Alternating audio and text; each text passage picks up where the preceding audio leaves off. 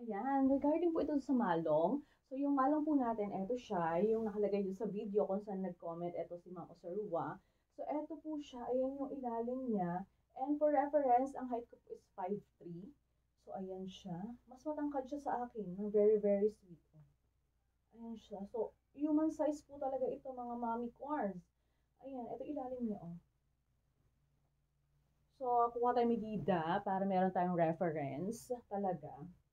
So in inch, ayan, ilalagay natin dito, inch. Kulang ang ating medida. Kulang po ang ating medida. Pero mag-estimate tayo. Let's say, for example, eto 60 na yan. So, hanggang 60, etong part na to. And then, plus, mag-add na lang tayo. So, 60 plus, ayan, 12. So, sabihin mo ng 72. 72 inches yung taas niya.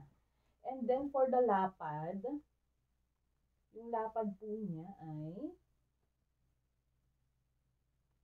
ayan, 43. 43 po yung lapad niya mga mommy cores. So kung gusto niyo rin po nitong ganito kagagandang mga malong, iba-ibang design nito mga mommy cores ha. Sa mga susunod na video, i-flex ko lahat ng mga malong na meron ako.